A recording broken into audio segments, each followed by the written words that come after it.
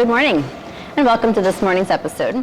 My name is Toni. When I'm not on this episode, you can find me at Linda Miller State Farm, helping people like you navigate the tough break of insurance. Today, we're meeting with Wilson. Very excited. I tell you, I don't know that I have met as many teenagers that are as active and just killing it. So, Wilson, please, tell us about you. Hi. First off, thank you so much for having me on. It's an honor. And, well, I guess let's start my story. I'm adopted. That's my whole gig. I was found on a doorstep in China, bounced around the orphanage system there. Exactly what happened is kind of, no one really knows, but I do know at 10 months I was adopted by my parents here in Omaha, Nebraska. And what's really cool is when you break down that story with the one-child policy, the fact that someone found me on that doorstep, that my birth parents could have placed me anywhere, but they wanted to give me a chance at survival. The fact that the culture is in China, you want a healthy male. Just adding up all those kind of variables, the fact that I'm here, the fact that we're here, the odds are next to none. And so it's just a really cool story. And to me, it's just, I'm so grateful to be here and grateful for the opportunity I have. Quite remarkable. You have a book that's marked by adoption. And there's 10 perspectives. I'm excited to actually read that. Is there one, all of them are clearly important, but is there one that just sticks out that just really is close to your heart?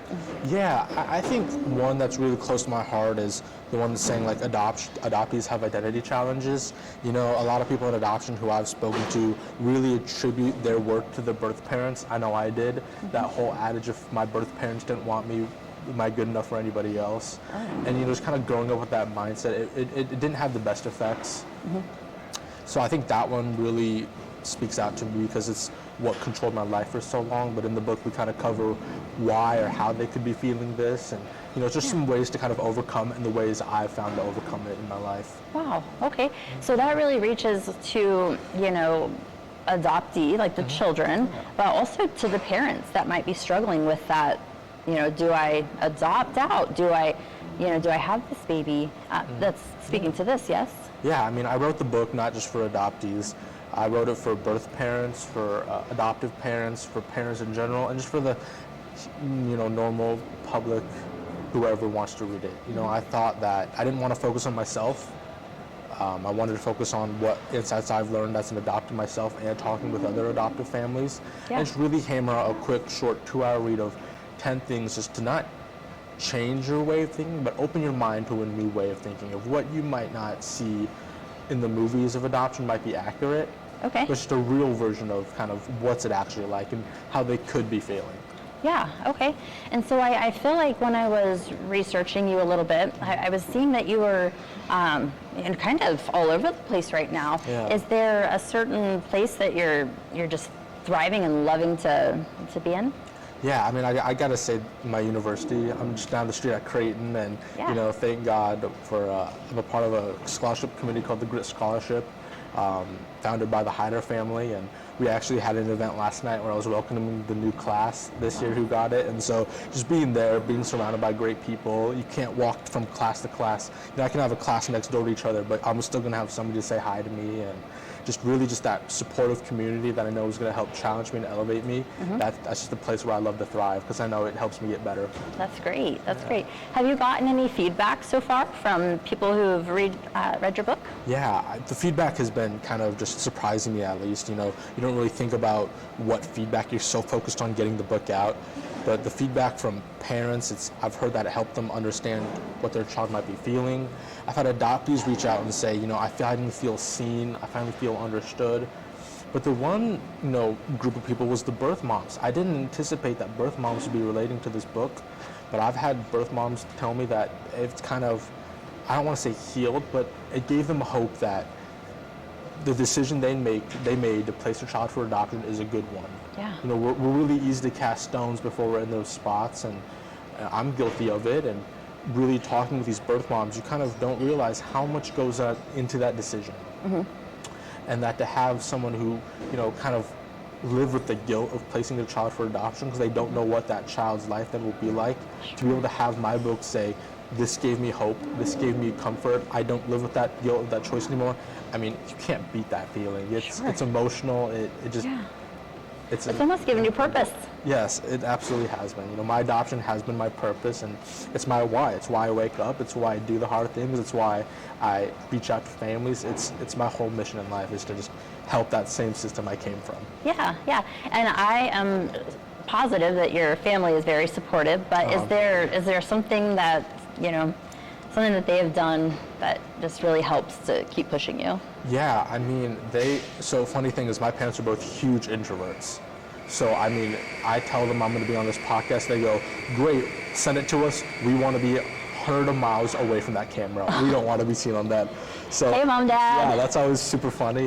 But I mean, just kind of always being that supportiveness. You know, they're a little bit old school, older generation. And so they were from the generation where you don't talk about anything. You just kind of unspoken silence, but the fact that they're always willing to listen and always willing to hear my doubts, but also be my first cheerleaders whenever I had anything great happen, that's just that support from them has been incredible. Yeah, so introverted, but is there something that pushed them for adoption, pushed them to consider adoption? Yeah, they've always wanted to adopt. They're both adopted themselves.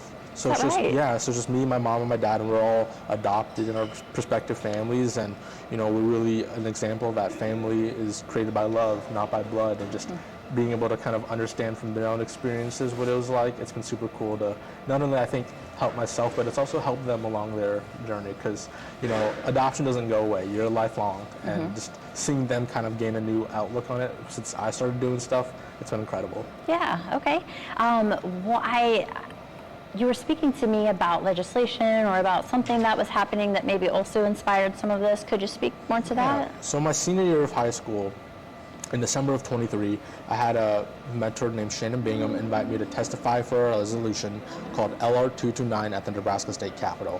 Unfortunately, it didn't go anywhere, but it examined the lack of support for foster and adoptive parents in care. Okay. While giving my testimony about things I wish I had, more support groups for my parents.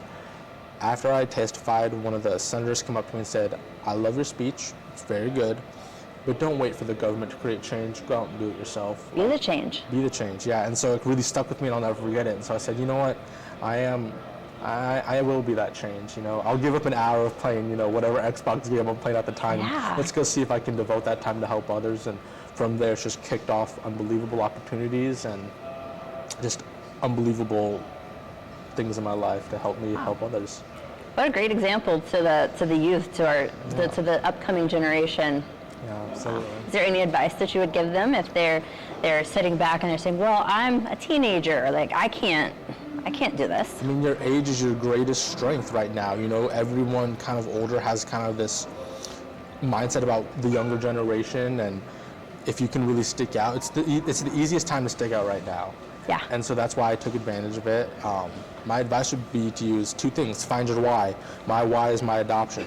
Find your why, because once you find the reason why you wake up and the why you want to do the hard things, everything else becomes easier. Yeah. And then also find your support, find your community. For me, when I have the book get endorsed by a new agency or something, it's really cool, I'm really grateful, but I know that night I'm gonna be calling a friend going, hey, let's go out to dinner. I'm gonna be celebrating. Celebrate your win. Yeah, and so just those dinners are what makes it all work, because I know I have loving people who support me, friends who want me to do well, and just find your community. Fabulous. That's great advice. How about mothers? How about mothers or fathers, families that are facing an unexpected pregnancy? Clearly, I think I know what your advice is going to be, but would you mind sharing? Yeah, I mean, I would say do your research. Definitely ask adoptees, adoptive parents, what their experiences are, and then do research on your own right. Pray. That's what my probably biggest thing is. Do what's in your heart, do what's right. Be realistic about money and the attention you can give, because raising a child is no easy task. It's a full-time commitment, so really just be realistic. Where's the manual? I didn't get one. Yeah, my dad's favorite saying is there's no book on how to raise a kid. There's books on how to raise a child, but no books on how to raise your kid. Because everyone's different. Yeah. What works for one might not work for another. It's all about just leading with your heart and trying to help your kid do the best in life. Yeah, fabulous. Well, I have seen that you've been on several different podcasts, that you're popping up on Amazon. Yeah. Any of your wins that are your favorite right now? I don't know. I always every time I get this question, I always feel like Tom Brady when they're asking him, like, which one of your Super Bowls is your favorite? Oh, they're sure. all like my kids. Like, I love them all for different reasons. I love, the first one that came out. I love the second one. I love, the last time I was on this podcast with NCAA tournament winner Dion Wells Ross with, a slam.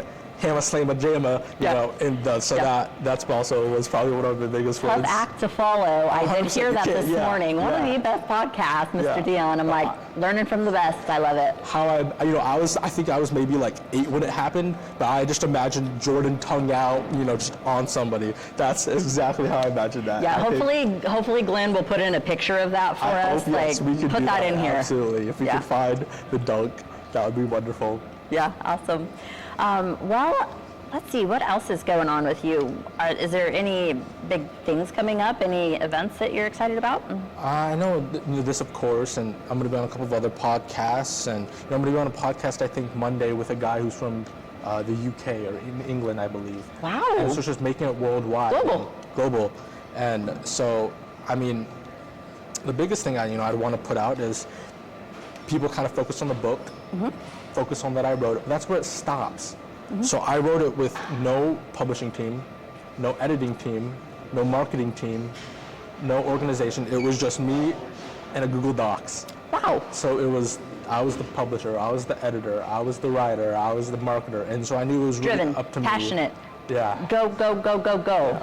It was up to me. Kids, great advice here. Yeah, it was up to me to see how well the book can get out, and by the grace of God, in under 4 months of releasing its #1 new release on Amazon, we've gone worldwide with sales. It's been shared, cold calling emails and saying, hey, would you share my book? I've gotten yeses from, the University of Minnesota's Adoption Medical Clinic said that they'd share it out in their newsletter. Wow. Fear to Love was a trauma-informed parenting organization that's going to share it out. It's been added to the Family Network Adoption Center in California, their recommended reading list. Wow. And it's just being able to see it land all over the world now. Yeah. It's just crazy to say, I'm 19 and having that book just reach families that I don't even know exist. Sure. And impacting lives, it's just, I can't explain it. I can't put it into words. It's an unreal feeling. Yeah, you never know who you're going to touch. I know. It's incredible. Well, I really appreciate you giving me the opportunity to speak with you today, especially after that fantastic episode with Dion. Yeah, thank you. Is there anything else that you wanted to share that we didn't quite cover today? I think that's about it. Anyone watching, not even just to kids, but to anyone, find your why. I'm telling you, vision board. Everyone, you hear about vision boards, right? Like, what do you want? I want a truck. I want a family. Yeah, that's great. I've made one before. Yeah, it's great. But my thing is make a why board. Why? It's not the will to want, it's the will to prepare to want, if that makes sense. So I can have all those wants, I can have all the things I want to have, but unless I find my why to accomplish those things, those wishes don't mean anything. Wow. I'm a little silent here. You're a great person to learn from, Wilson. Appreciate Thank you for that. joining our show. Thank you so much. If you are interested in being on our show, if you are interested in sponsoring the show, click on the link below. Someone will get connected with you. We recently have been asked to cover some stories outside of the local Omaha area. We're very interested in doing that. I've recently got someone from Council Bluffs on the book, so really excited to share that story with you guys. And thanks to CFO Systems, greatly appreciate you all as well, Brett and Chris Payne. Thanks for joining our show, and check out this book. Get it before they're gone. Thanks for joining us, and bye for now. Thank you.